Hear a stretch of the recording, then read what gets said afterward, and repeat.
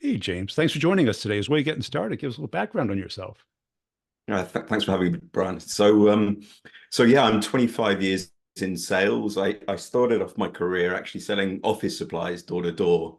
Not like wasn't wandering around with a bag of pencils or anything. It was for a corporate station, or a bit like Office Depot in the US. And that was a great experience because it teaches you very quickly to not be so completely obsessed with what everyone thinks of you. And as an individual contributor, I kind of worked my way into technology because that's kind of fundamentally far more interesting for me than pens and pencils.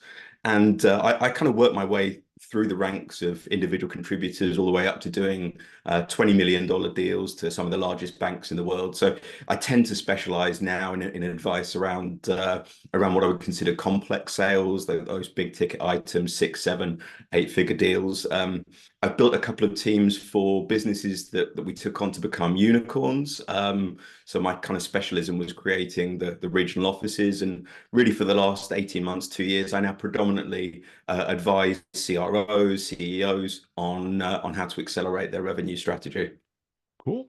Now, how'd you make that leap from office supplies door to door to fintech? Who gave you the first chance, or how'd you make that Yeah, happen? it was with you might actually know it was with an American PR software company that was called Vocus at the time, Okay. and yeah, I mean that was a fairly simple form of SaaS. They were like 5 grand ticket deals, but I think that's quite a common thing for most people. You've got to find that foothold for Yeah. your career when you've got to get into technology because everyone wanted to be in technology. And how'd you get good at it? You get really good at it. Yeah, look, I think through a combination of working for some amazing people, working for some terrible bosses, and making a lot of mistakes as well. I think a lot of the learning that I've done is I've got the scar tissue to prove it, and yeah. So what I try and do now is help people to get to where I am with a little bit less scar tissue. Yeah, because you brought up the thing, because a lot of people say when you have a terrible boss, it's really awful, but you do learn stuff, right? You learn what not to do. Absolutely, yeah. I mean, sometimes I feel that you actually learn more from bad bosses and bad experiences than you do from good ones. They're just not always fun learnings. Yeah. And what do you see as your driver in sales? Is it competitiveness? Is it financial? Is it status? Is it independence?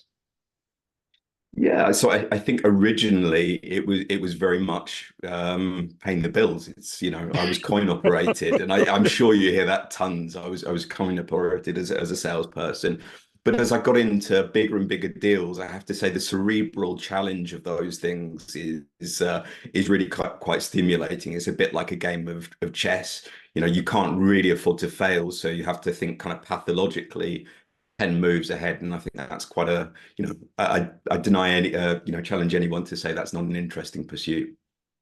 A lot of people try and kind of skate over it by saying it's just about relationships, or the product sells itself, No, or timing not is at all. everything. Oh, now we got a No, I mean, little touched a yeah, nerve there. I'll opine. Yeah, so I think I was reflecting on this, and I think when you get into really big ticket deals, it stops being about benefit and it starts becoming about risk. And what I mean by that is, you know, um, everyone when they buy anything, whether it's kind of a car or a piece of software, they always get swept up in the possibilities. Like, it's the amount of money it can save us, the features it can bring us, the customers we can acquire with it, all of those sorts of things.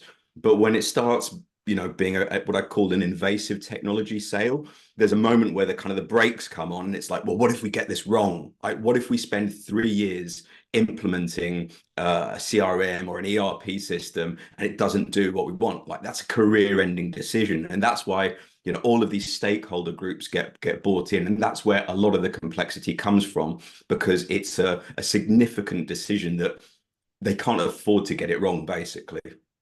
Yeah, and I kind of had this debate where this one CRO says it's not about change. Well, maybe the word and your definition of change is different than mine. But like in that case, you get a lot of groups. It affects a lot of people's workflow, status, politics. So they have opinions about it. Yeah, yeah, absolutely. Yeah. I mean, yeah, one of the stories from earlier in my career, this is one of the larger deals I did. We spent 18 months working in it, and this executive that had the CIO's ear was brought in at the last minute, and he pulled me aside and said, "James, if you can't do this one thing for me, like I'm going to kill your deal." He'd been brought in from absolutely nowhere. So you've got all of these different people with it's very easy for salespeople to mistake the opinions of individuals with the feelings and the consensus of the entire organization, and organizations really are just that. They're a collection of people with their own agendas and their own views, and Yes. that's where the complexity lies.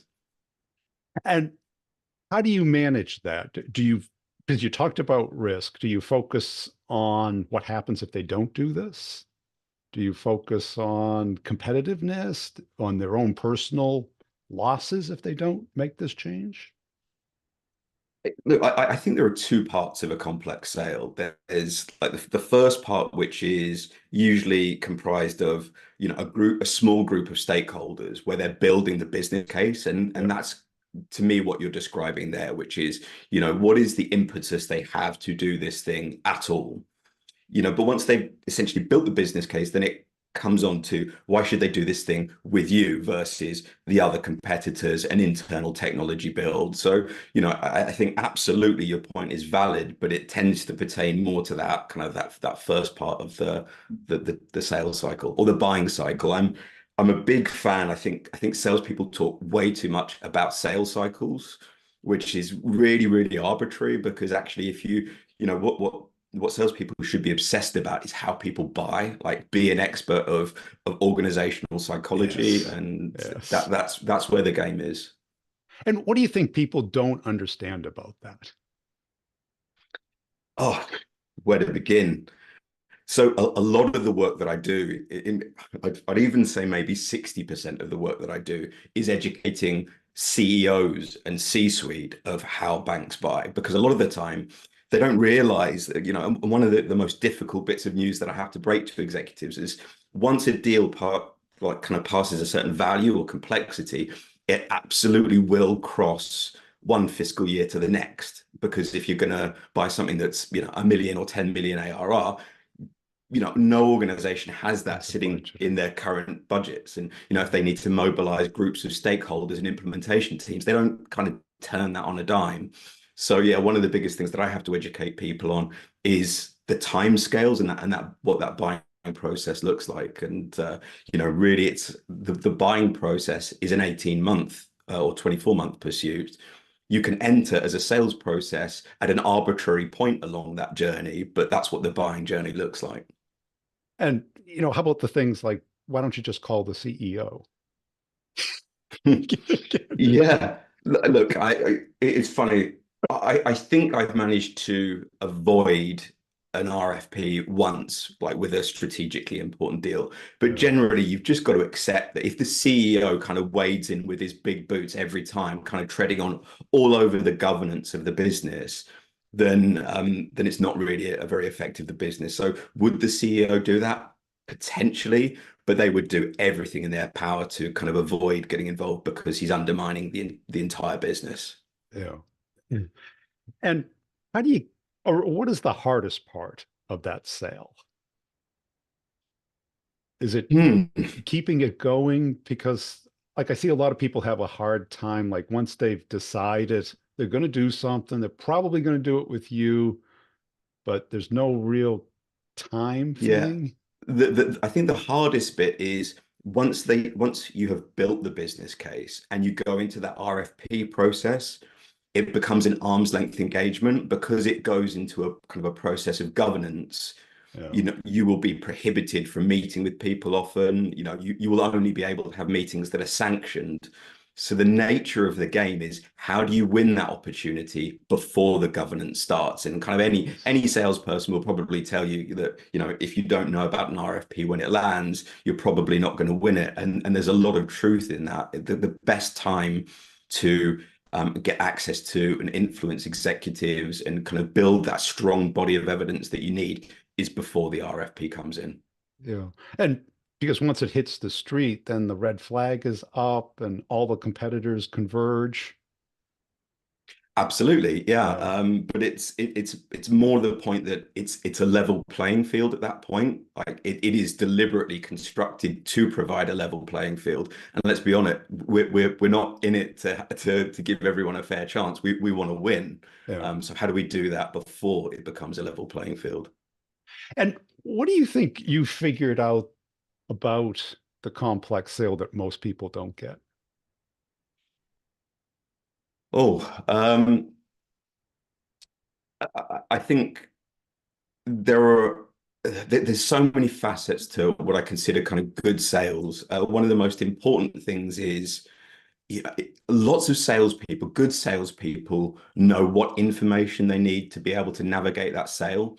Great salespeople know how to ask the questions. So it's how can you understand the impact of the individual's ego that you're talking to Yeah. on the information that you get them. So like if you ask a really blunt and two-dimensional question like are you the person that makes this decision?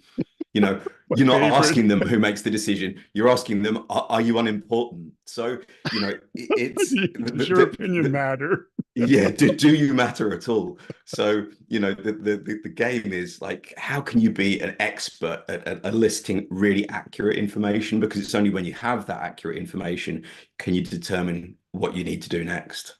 That's it, because a lot of the classic questions like how's the decision going to be made? It's like, well, they're going to make something up. So you're But asking to be lied to. this is great. I mean, and it also assumes that they even know how the They don't decision is know. made. No, they don't know. Like, if you're selling, oh, sorry, I'll kind of take some terminology from financial services. If you're selling a core banking system, which is kind of a big piece of tech like ERP, they might buy technology, but this is a piece of technology that they buy every 10 years. The chances that they've ever bought that or know how that is purchased is nearly zero. So, I mean, that's the thing.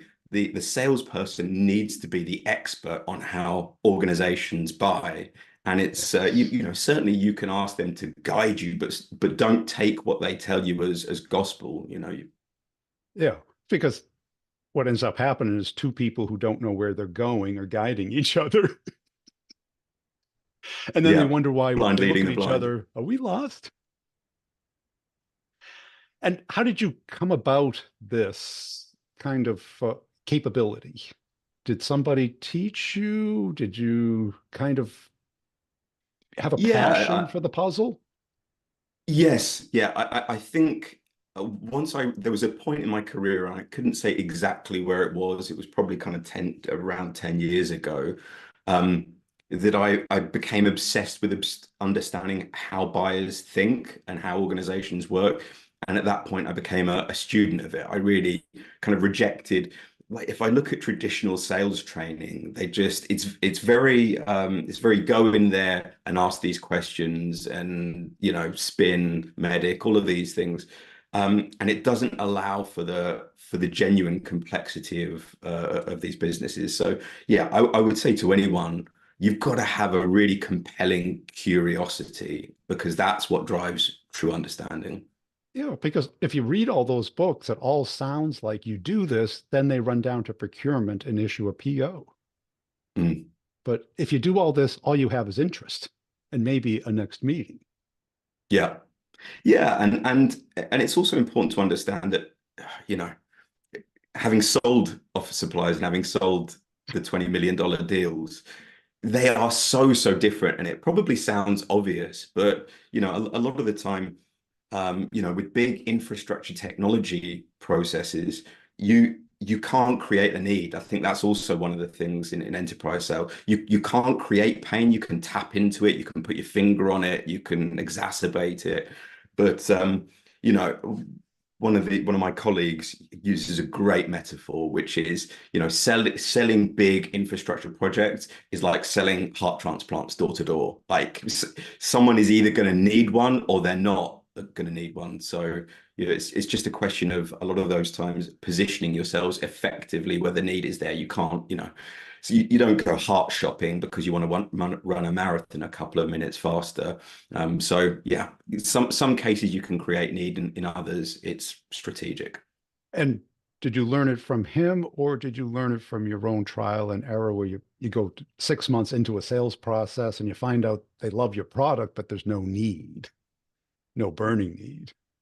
Yeah, so as I said earlier, it was a combination of working Yeah. with great people. But I made my fair share of mistakes. I mean, I think one of the biggest mistakes that I made, and lots of salespeople make, is they confuse the champion with a coach. Like, I've lost deals where, the people were coaching me all the time on how to position, and they had no credibility within the business. So, I haven't won every single opportunity in my career. There have been great moments, but I've made mistakes, and you kind of take those forward. And as I said, that scar tissue, that's, if you're paying close attention, those are the things that you can really use to springboard your career. Yeah. And how many people within the account, or what was your strategy, let's say from after that first presentation, you've got a trial going. What do you do differently than your competitor? So I'm always trying to expand my access for stakeholders. One of the problems that one of the mistakes that I've made that other people make is they find someone in the business that loves them and they set up camp there. Yeah. And if it turns out that that person doesn't have credibility or they leave the business, all the doors are shut. So it's how can you expand your access? I think the technical term is multi-threading, but I call it kind of building redundancy into your kind of stakeholder access. Yeah. I kind of call it going steady because it has this, oh, don't they tell you not to talk to anybody else in a lot of cases, Yeah, which is like yeah. you dating someone else. Yeah, and look, the brutal truth is that yeah, the brutal truth is that if you go around your stakeholder, it might go wrong. But I know statistically speaking, you are more likely to lose a deal by kind of setting up camp and not building out that group. So, the lesser of two evils there is biting the bullet and just being unafraid to ruffle some feathers. Yeah, because you got to ask yourself, is there really a legitimate business reason why they don't want other people in the company involved or aware of this? Yeah. Yeah, And it's just usually, their pet project and it's not real and you're wasting your time. yeah, you're kind of educating and building a great buddy who it's one-sided. And what other things do you find your clients just are blind to, or they don't want to know that you're kind of the deliverer of the truth? Because for you to be Yes. help them, you've got to really convince them of certain things about what the market is really like. Yeah. So I advise on revenue holistically. So it's not just sales. And Yeah. I should say that I don't really distinguish sales and marketing as being different things at all. There's the buyer, there's the information that they need to feel confident making a purchasing decision. And sales and marketing are just two different channels for delivering that. And one of the things that I often have to advise on is if you have this kind of one-dimensional pipeline set up where essentially you've got a group of salespeople and you give them laptops and you say, go make it rain, that is just not going to be successful in today's Yeah. society. You need to be at events, creating round tables. You need alliance teams, networking with the Deloittes, the McKinseys, all of these influencer groups. And one of the things that I think is particularly under pressure in businesses now is this kind of pathological need to measure things. And sales is quite easy to measure. So people just go, right, let's just do sales because we can measure it. But actually, there are lots of other things that you need to do that you can't measure. And just because they're more difficult to measure doesn't mean they don't have kind of a huge intrinsic value in the overall kind of buying process. Yeah, that measurement thing. Well, it causes the wrong behaviors, Mm, yeah. right? Yeah. One of my Because favorite ones is Goodhart's law. I don't know if you've heard that. Oh Yeah. yeah, right. Yeah. Once you Yeah, make it a measure, it fails to become a good measure because now everyone's absolutely. gaming it. Yeah, yeah. So SDRs are going out making appointments with the guy that changes the coffee machine, and marketing create MQLs as their North Star. So it's they're creating clickbait campaigns to collect email addresses. So yeah, yeah, you need to be careful about that. And this idea that I only trust data. So you have to go Mm, type it into the CRM, your opinion. Now it's data. mm, Now they accept it as a fact as opposed mm. to just talking through a deal. Yeah, yeah, and I think one of the areas of business that's really suffered is partnerships, channel alliances, whatever you want to call it. You know, again, if you're just measuring it on the opportunities that you bring in, you're not measuring some really other important value adds that they bring, like influence revenue. So the partner didn't deliver it, but they're kind of co-selling with you. So again, Co-selling. I've seen whole partner teams get mothballed because they are measuring the wrong things. And how did you learn the marketing side of it? Did you, was that part of your role at a previous company or? No, I mean, I think most CROs come from either the sales or the marketing Yeah, background, right. and I obviously came more from the sales route. But again, when I was, studying how people buy, one of the things that kind of stuck with me about 10 years ago, probably the best salesperson that I know, said, yeah, and he was in auto sales, and he said, look, 10 years ago, um, people used to come in and say, tell me about automobiles, like this really clueless buyer. And then, like with the internet, with the availability of information, they would come in and suddenly say, I want the pearl pink, leather upholstery with the Bose, the 600-watt stereo. Like the availability of information has empowered buyers. And that made me realize that, the information landscape has kind of fundamentally changed how buyers like to behave. And they like to do more self-directed research before they engage with salespeople. Now, from a salesperson's perspective, that doesn't mean that you should sit there and wait for marketing to feed you. Right. But if you look at revenue holistically within a business, you've got to be able to create your brand. You've got to be able to service that informational need through a number of channels. Yeah, because a lot of salespeople either don't value marketing or don't understand it. So they kind of just do their own thing. And it's good to hear a sales leader who kind of has a balance there. Because if you know how to do it, it's really valuable. Yeah, and it's super tricky, but I think marketing is undergoing quite a big change at the moment in the fact that there was a period, and I don't mean to be kind of derogatory to marketing, but it was let's make things pretty, and it wasn't performance driven. And I think we now need to move to a spot where marketers are compensated and performance is expected from them in the same way that it is from salespeople. And what do you see as great marketing today? Do you see it? Or Yeah, I mean, I think it takes so many shapes because you don't tend to go, oh wow, it's the Super Bowl advert. I'm going to go out no, and it's buy not that, that. right? I'm Yeah. going to go out and buy a Lexus. It's lots of little things that drip into the subconscious. So actually, the best marketing is almost invisible. Really, what from an attribution standpoint, what we measure is the last touch, not all the touches that come before it. And which is still stupid, right? Because when you're talking to a client CEO and you're recommending something, there's no way to attribute that, right?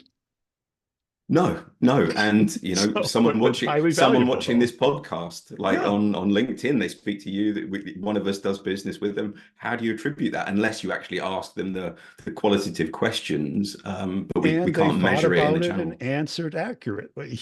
But Mm. usually people click the first one just to get it over with. Yeah, yeah, yeah. There was a great story from again one of the deals that I did back in 2015, which was a few million. We finally managed to get access to the chief technology officer of a bank, and in the middle of the meeting, he just got up and he grabbed his whiteboard pencil and he drew the slide that the CEO did. He gave a keynote at a presentation at an event 4 years earlier. 4 years, like he had nothing to buy from us, and then he could just summon that one magical experience at a critical moment. And if the CEO hadn't been at that event and they hadn't presented, would we have got the deal? Right. I wouldn't want to find out. But that is what B2B marketing is like. You get all kinds of people that don't have the company domain in their email address. And it's over months, if not years. Mm. Now, let's say a salesperson's listening to you. How do I go from office equipment to $20 million deals? What skills should I develop? The biggest challenge, the biggest challenge is seeing the additional layers. So if you have let's just say, probably office supplies isn't a good place to start, but if you're selling SaaS for 5 or 10 grand, Yeah. you need to acknowledge that you're going to be able to go from proving value to negotiating to closing the deal in 3 months, because there's going to be a single decision maker and they probably just got that amount of cash standing. If you can make a good enough case for it, they'll grab a load of cash and pay for your technology. But because of all of those complexities that we talked about earlier, it's seeing all of those different layers. The decision maker, the economic decision maker, becomes buying forums, quorums, stakeholder groups, champions, coaches. It has 10 more layers. So start thinking about what those layers look like in a business, because that's really where a lot of salespeople struggle to kind of cross the chasm. They just can't think three-dimensionally in that kind of depth. So if you can start to understand how big companies buy, you're going to set yourself up well. And do you think, because you probably sold on-prem, certainly for the $20 million deals, how much more valuable is to be on-prem than it is to try and do a deal like that remotely? Oh, so selling, being there. Oh, there's no question. Yeah. You've got to be on site. Spend your life on a plane, because smaller deals are you can fail and learn iteratively, because like you pitch, you have a bad day, it doesn't matter, you just pick up the phone, you dial the next one, you dust yourself off.